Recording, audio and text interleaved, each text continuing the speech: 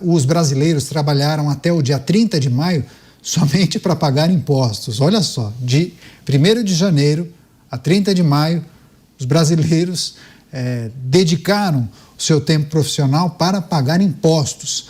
A carga tributária que pesa sobre a população passa dos 41% neste ano, o que significa que 150 dias trabalhados no ano são destinados exclusivamente para o pagamento de taxas. Esse levantamento foi feito pelo Instituto Brasileiro de Planejamento e Tributação, que revelou ainda que, após recuar em 2019, o peso da mão do Estado sobre a renda do cidadão brasileiro voltou a subir de forma gradual a partir do ano de 2023. Você, Luiz Felipe Dávila, só faltou a gente colocar aqui embaixo o impostômetro que tem aqui no centro de São Paulo, né? Aquele painel eletrônico que fica fazendo aquela estimativa dos impostos, né? Até 30 de maio os brasileiros trabalharam, e muito, para pagar impostos, Dávila.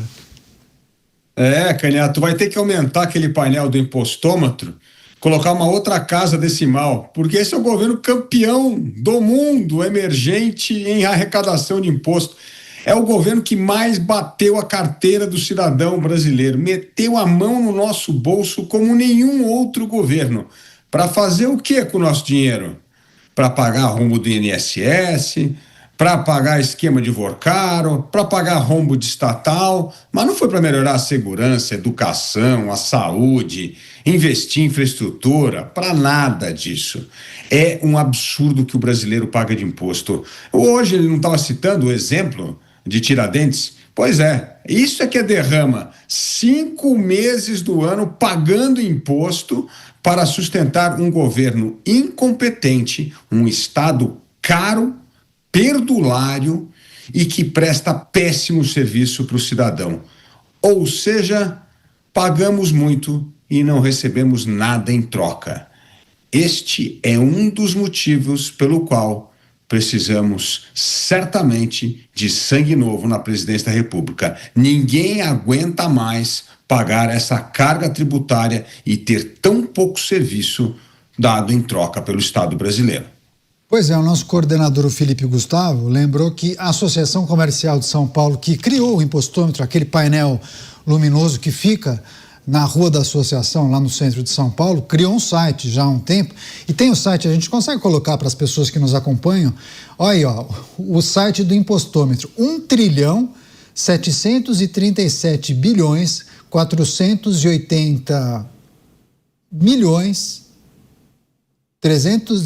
aí, enfim, é impossível porque o pagamento, os impostos estão sendo consumidos em tempo real. Então, olha só que interessante. E aí, nesse site, tem uma estimativa do que os impostos poderiam adquirir.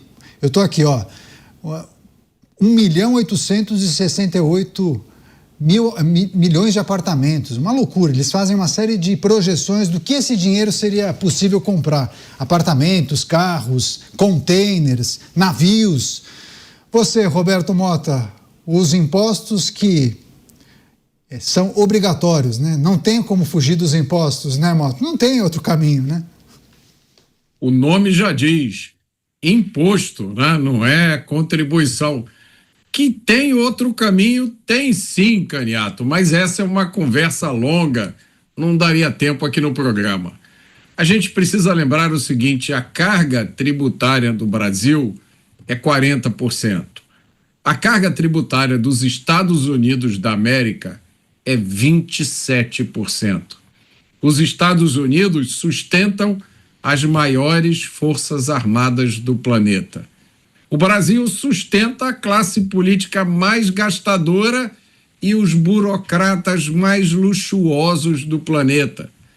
Para esses burocratas, a missão do cidadão brasileiro consiste de 2 coisas: pagar imposto e a cada 2 anos escolher um dos nomes de uma lista que foi previamente montada pelos próprios burocratas. Eles chamam isso de Estado Democrático de Direito. Pois é, deixa eu passar para o Bruno Musa, que terá alguns apontamentos a fazer a respeito dessa monta essa quantidade de dinheiro para pagamento de tributos, Musa? E sempre tem aqueles que dizem, bom, pagamos os tributos de um país de primeiro mundo e não recebemos os serviços de volta. Qual é a saída quando a gente discute sobre o volume de tributação no Brasil, o maior IVA do mundo quais são as perspectivas quando a gente defende uma redução gradual do volume de impostos? Primeiro, tem um ponto a ser discutido que, na minha opinião, é a questão moral. Logo depois é a parte econômica. Veja, a questão moral pressupõe uma tirada forçada de grande parte daquilo que nós produzimos para algo que nós sequer podemos opinar. Muitas vezes você não quer usar aquele produto ou serviço a qual, supostamente, o teu dinheiro será destinado. Você não tem um contrato assinado voluntariamente entre as partes, onde você diz que aceita aquele tipo de retirada forçada, ou até mesmo você tomando a liberdade de dizer, para esse produto ou esse serviço, eu não quero financiar porque eu não quero usar, porque eu pagarei o privado. Posso, portanto, me abster de pagar esse lado? Não, você não pode, porque do outro lado você tem alguém que tem o monopólio legítimo da violência. Ouse dizer que não pagará. Grande parte das pessoas pagam impostos porque tem medo de ser preso e não é porque espera qualquer tipo de retorno. Isso não sou eu apenas dizendo. O IBP tributário... Travou momentaneamente o seu sinal, Musa, agora já voltou. Foi algo muito rápido, 3 segundos, pode continuar. O IBPT, o Instituto Brasileiro de Planejamento Tributário, fez, inclusive, um estudo mostrando que, mesmo com essa quantidade absurda de impostos que a gente paga hoje em dia, em 1986 nós trabalhávamos 2 meses do ano para pagar impostos. Hoje, como você muito bem falou, são 150 dias. Ontem foi o primeiro dia que o brasileiro trabalhou para ganhar alguma coisa, porque os impostos também estão nos produtos e serviços na ponta final que ele paga.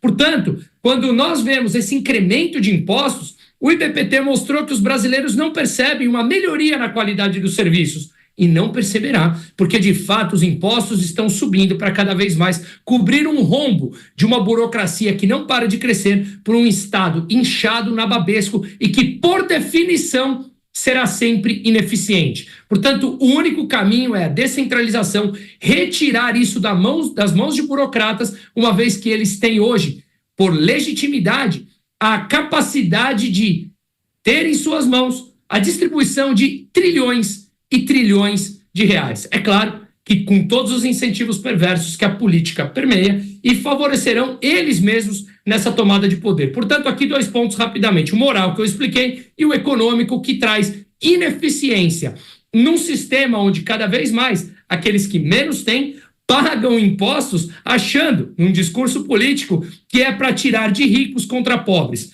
Não, o sistema brasileiro é feito para tirar de todos a favor de poucos burocratas que comandam a máquina pública.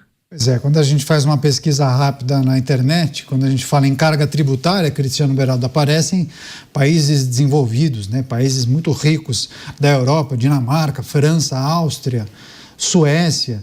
E eu fico pensando, se houvesse um retorno de serviços públicos para a população, talvez o questionamento fosse outro. Tá bom, eu pago muito imposto, mas eu não preciso colocar os filhos na escola particular. Eu não preciso ter um plano de saúde privado. Eu não preciso blindar o carro. Enfim, sempre tem essa verificação sobre o que eu pago de imposto e o que eu tenho de retorno. E no Brasil, nem aquilo que se espera, o mínimo, né? Uma calçada que a pessoa consiga passear com um carrinho de bebê ou um asfalto sem buracos na rua. Parece que nada funciona, ou pelo menos a maior parte das coisas, né, não funciona.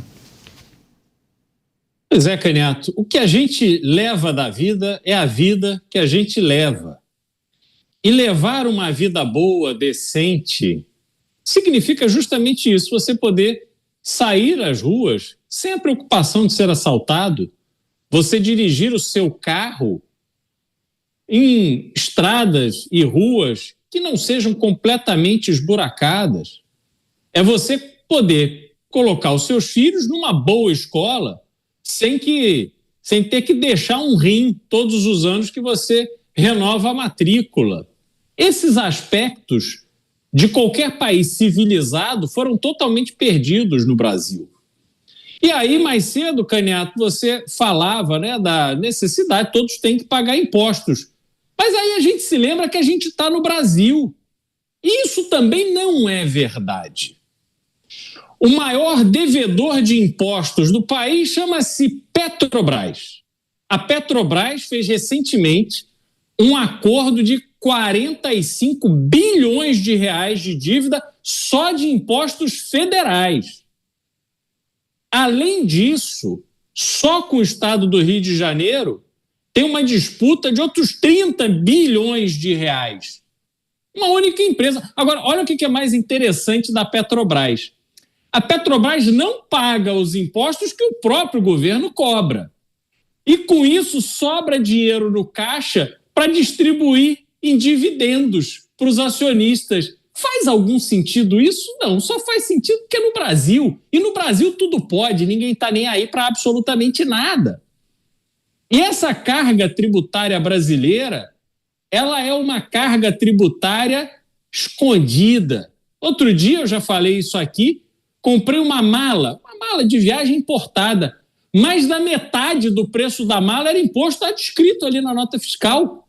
Ou seja, o imposto é acima de 100% do valor de uma mala de viagem. Isso não faz absolutamente nenhum sentido. Por isso, o brasileiro se sente roubado quando ele paga R$1 de imposto. O Brasil, do jeito que é, esse Brasil que se tornou, esse é um Brasil que não merece o nosso dinheiro. O brasileiro já sofre demais com as imensas limitações que são impostas a ele por uma gestão temerária do país, dos estados, dos municípios. E aí querem que a gente pague mais e mais e mais e mais imposto. Então, essa equação está completamente desequilibrada. O brasileiro precisa ser respeitado. O dinheiro suado que sai do bolso do brasileiro tem que ser conquistado pelo poder público com lisura na aplicação dos recursos públicos, com um projeto sólido, concreto de desenvolvimento do país para que garanta que cada centavo de dinheiro público que seja destinado dentro do país tenha sempre este objetivo: construir um Brasil mais forte, uma economia mais forte, um país melhor, um país mais seguro, um país que prepara melhor os seus jovens. E aí sim o brasileiro poderá ter aquela sensação de dever cumprido quando ele paga uma DARF para o governo. Pois é, a gente vai seguir acompanhando várias pessoas fazendo muitos apontamentos a respeito dessa situação, a insatisfação do cidadão, do pagador de imposto, e aí dão exemplos de subterfúgios, né? Tem gente que acaba comprando carro em um estado onde o IPVA é mais barato, traz o carro para o seu estado, utiliza, mas paga um imposto mais barato. Ou seja, jeitinhos, né, que os brasileiros acabam dando para pagar menos imposto. Quero agradecer a todos que se manifestaram aqui durante essa discussão.